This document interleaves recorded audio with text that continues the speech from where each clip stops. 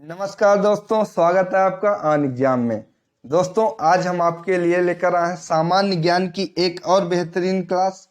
इस क्लास में हम आपको सभी इंपॉर्टेंट क्वेश्चन कराएंगे दोस्तों, जो कि सभी क्वेश्चन परीक्षाओं में पूछे जा चुके हैं और आने वाली परीक्षाओं के लिए भी इम्पोर्टेंट हैं। तो दोस्तों, इस क्लास को अच्छे से पढ़िएगा और इस क्लास की पीडीएफ के लिए आप हमारे टेलीग्राम चैनल ऑन एग्जाम पर विजिट कर सकते हैं, जिसका लिंक मैं नीचे डिस्क्रिप्शन बॉक्स में दे दूंगा। तो आइए दोस्तों, क्लास को स्टार्ट करते हैं। पहला क्वेश्चन, भारत के मूल संविधान में कुल कितनी अनुसूचियां थीं? तो दोस्तों, भारत के मूल संविधान में कुल 8 अनुसूचियां थीं। वर्तमान में संविधान में कितनी अनुसूचियां हैं? तो दोस्तों, वर्तमान संविधान में 12 अनुसूचियां हैं। अगर हम भाग के बारे में बात करें तो मूल संविधान में 22 भाग थे, वर्तमान में 25 भाग हैं संविधान में। दोस्तों, मूल संविधान में एक बार भी संशोधन नहीं हुआ था, लेकिन वर्तमान में संविधान में कितनी बार संशोधन किया जा चुका है? तो वर्तमान में 104 बार संशोधन संविधान में किया जा चुका है। अगला क्वेश्चन देखते हैं दोस्तों, रेलवे पुलिस किस सूची का विषय है? तो दोस्तों, रेलवे पुलिस राज्य सूची का विषय है। दोस्तों, अगर हम सूची के बारे में बात करें तो राज्य सूची, संघ सूची और समवर्ती सूची, हमारे संविधान में ये 3 सूचियां हैं। अगर हम इनके विषयों के बारे में बात करें तो वर्तमान में राज्य सूची में 59 विषय हैं और संघ सूची में 100 विषय हैं और समवर्ती सूची में 52 विषय हैं। अगला क्वेश्चन देखते हैं दोस्तों, भारत का पूर्वी बिंदु कौन सा है? तो दोस्तों, भारत का पूर्वी बिंदु किविथु है, जो कि अरुणाचल प्रदेश में है। दोस्तों, अगर हम अन्य बिंदुओं के बारे में बात करें तो भारत का उत्तरी बिंदु कौन सा है? तो भारत का उत्तरी बिंदु इंदिरा कॉल है, जो कि लद्दाख में स्थित है। और भारत का दक्षिणी बिंदु, तो भारत का दक्षिणी बिंदु इंदिरा पॉइंट है, जो कि पिग्मेलियन पॉइंट के नाम से भी जाना जाता है। और यह दोस्तों ग्रेट निकोबार द्वीप में स्थित है। दोस्तों, एक और क्वेश्चन इससे पूछता है कि मुख्य भूमि का दक्षिणी बिंदु क्या है? तो मुख्य भूमि का दक्षिणी बिंदु दोस्तों कन्याकुमारी है, जो कि तमिलनाडु में स्थित है। और दोस्तों, भारत का पश्चिमी बिंदु कौन सा है? तो भारत का पश्चिमी बिंदु गौर माता है, जो कि गुजरात में स्थित है।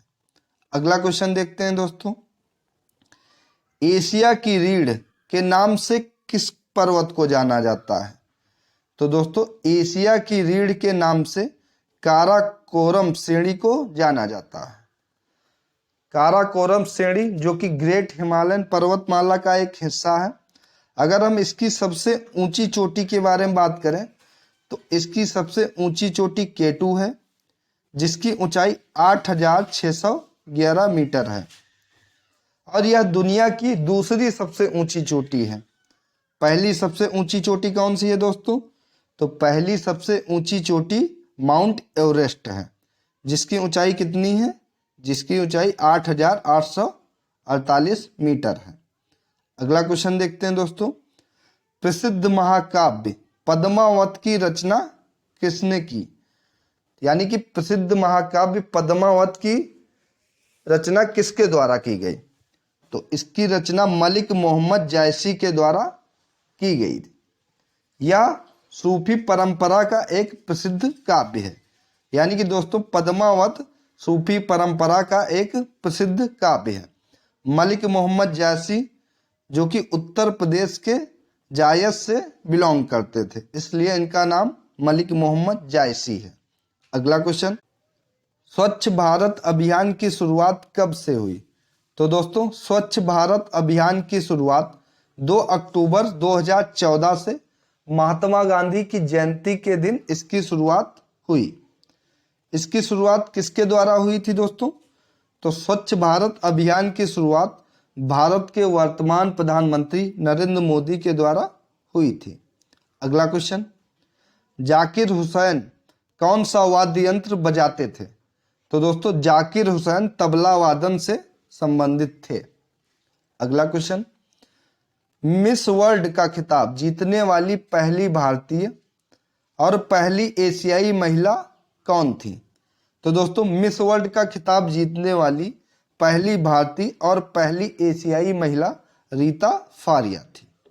अगला क्वेश्चन, मार्शल आर्ट थांगटा किस भारतीय राज्य से संबंधित है? तो दोस्तों मार्शल आर्ट थांगटा मणिपुर राज्य से संबंधित है। दोस्तों मणिपुर की राजधानी क्या है? तो मणिपुर की राजधानी इम्फाल है। और यहाँ की एक प्रसिद्ध झील भी है दोस्तों, उस प्रसिद्ध झील का नाम क्या है? तो उसका नाम है लोकटक झील। और दोस्तों मणिपुर को क्या कहा जाता है? तो मणिपुर को देश का आर्किड बास्केट भी कहा जाता है। अगला क्वेश्चन देखते हैं दोस्तों, भारत रत्न पुरस्कार प्राप्त करने वाले पहले खिलाड़ी कौन हैं? तो दोस्तों भारत रत्न पुरस्कार प्राप्त करने वाले पहले खिलाड़ी सचिन तेंदुलकर हैं। और दोस्तों एक दिवसीय मैच में 200 रन सबसे पहले बनाने वाले कौन खिलाड़ी हैं? तो ये भी सचिन तेंदुलकर हैं। अगला क्वेश्चन, विश्व पर्यावरण दिवस कब मनाया जाता है? तो दोस्तों विश्व पर्यावरण दिवस 5 जून को हर वर्ष मनाया जाता है। इसका मनाने का उद्देश्य क्या है? तो दोस्तों विश्व पर्यावरण दिवस मनाने का उद्देश्य लोगों को प्रदूषण की समस्या से अवगत कराना है। अगला क्वेश्चन, किसी भारतीय राज्य के सबसे लंबे समय तक सेवा में रहने वाली राज्यपाल कौन थी? तो ये पद्मजा नायडू थी।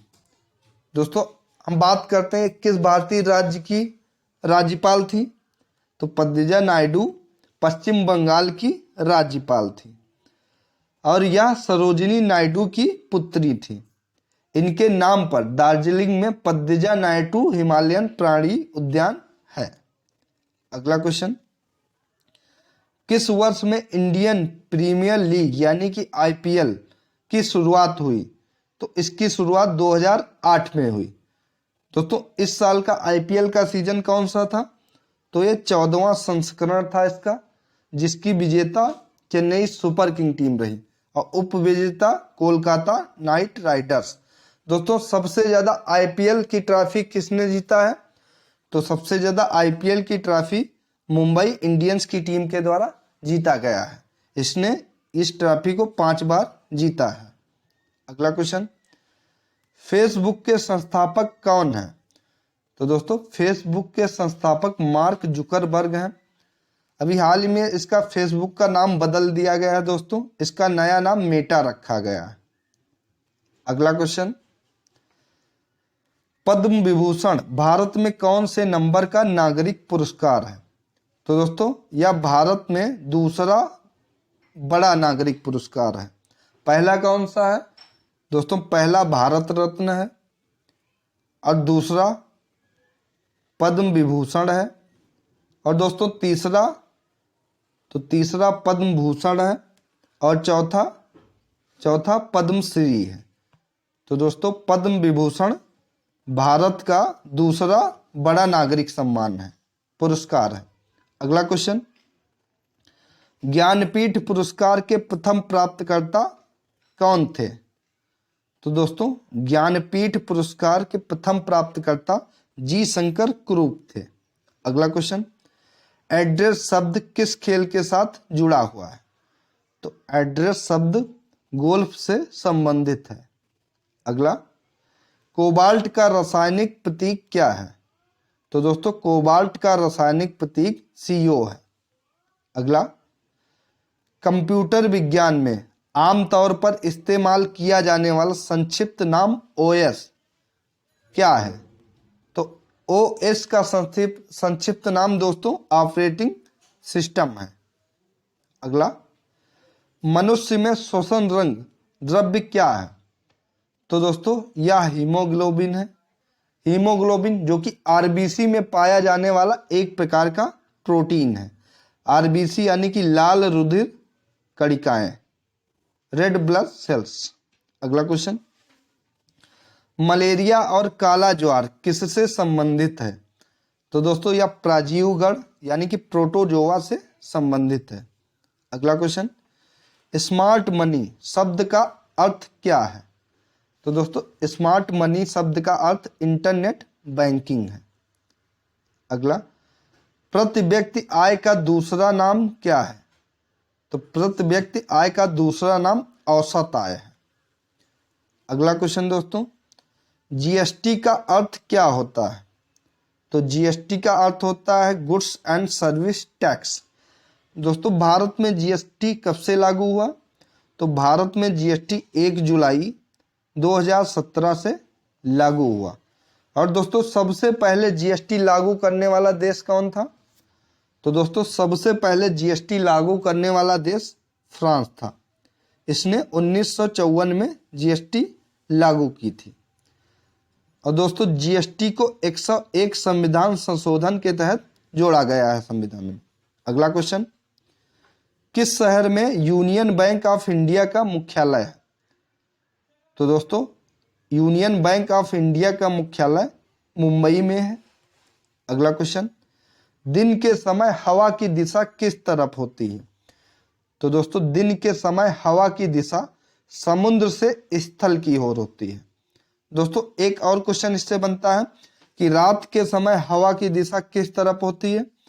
तो रात के समय हवा की दिशा स्थल से समुद्र की तरफ होती है। और दोस्तों दिन के समय हवा की दिशा समुद्र से स्थल की ओर होती है। अगला क्वेश्चन, विश्व की सबसे लंबी नहर कौन सी है? तो दोस्तों विश्व की सबसे लंबी नहर ग्रैंड कैनाल है, जो कि चीन की नदी है, नहर है। अगला क्वेश्चन, छोटा नागपुर पठार की सबसे ऊंची पर्वत चोटी कौन सी है? तो दोस्तों छोटा नागपुर पठार की सबसे ऊंची चोटी पारसनाथ है। दोस्तों अगर हम बात करें कि भारत में सबसे पुराना पर्वत कौन सा है, तो दोस्तों भारत में सबसे पुराना पर्वत आरावली है, जिसकी सबसे ऊंची पर्वत चोटी गुरु शिखर है। अगला क्वेश्चन दोस्तों देखते हैं, भारतीय संविधान में किस देश से राज्य के नीति निर्देशक सिद्धांतों के विचार को लिया गया है? तो दोस्तों भारतीय संविधान में राज्य के नीति निर्देशक सिद्धांतों को आयरलैंड के संविधान से लिया गया है। और दोस्तों संविधान संशोधन कहाँ से लिया गया है? तो संविधान संशोधन दक्षिण अफ्रीका से लिया गया है, यानी कि साउथ अफ्रीका से लिया गया है संविधान संशोधन। अगला क्वेश्चन, पहली बार डाक टिकट किसके शासनकाल में जारी की गई? तो दोस्तों पहली बार डाक टिकट 1854 में लॉर्ड डलहौजी के शासनकाल में जारी की गई। दोस्तों लॉर्ड डलहौजी के ही शासनकाल में 1853 में भारत में पहली बार रेल चलाई गई। अगला क्वेश्चन, स्वामी दयानंद सरस्वती का पैतृक नाम क्या था? तो स्वामी दयानंद सरस्वती का मूल शंकर पैतृक नाम था, यानी कि मूल शंकर स्वामी दयानंद सरस्वती का पैतृक नाम था, पुराना नाम था। अगला क्वेश्चन, कांग्रेस की स्थापना कब हुई? तो दोस्तों कांग्रेस की स्थापना 1885 में हुई एओ ह्यूम के द्वारा। दोस्तों कांग्रेस के प्रथम अध्यक्ष कौन थे? तो कांग्रेस के प्रथम अध्यक्ष व्योमेश चंद्र बनर्जी थे। अगला क्वेश्चन, गांधी जी ने कांग्रेस के किस अधिवेशन में भाग लिया था? तो दोस्तों गांधी जी ने कांग्रेस के बेलगांव अधिवेशन में भाग लिया था। ये अधिवेशन 1924 को हुआ था। दोस्तों गांधी जी ने सिर्फ कांग्रेस के अधिवेशन में एक ही बार भाग लिया, जो कि बेलगांव अधिवेशन 1924 में लिया। अगला क्वेश्चन, हरित क्रांति के जनक कौन थे? तो दोस्तों हरित क्रांति के जनक एमएस स्वामीनाथन थे। अब हरित क्रांति दोस्तों, तो हरित क्रांति 1967-68 में लागू की गई थी, जो कि योजना आयोग के समय आई थी। योजना आयोग कब से कब तक रहा था दोस्तों? तो योजना आयोग 1966 से 1969 ईस्वी तक रहा था। अगला क्वेश्चन, न्यूजीलैंड के निवासी को जाना जाता है, तो न्यूजीलैंड के निवासी को कीवी के नाम से जाना जाता है। अगला, किस देश को समुद्र की रानी की उपाधि दी गई है? तो समुद्र की रानी की उपाधि फ्रांस को दी गई है। अगला क्वेश्चन दोस्तों, कागज का आविष्कार कहाँ हुआ था?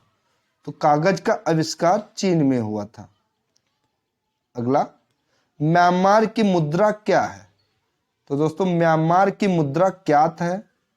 और म्यांमार की राजधानी क्या है दोस्तों? बहुत इंपॉर्टेंट है।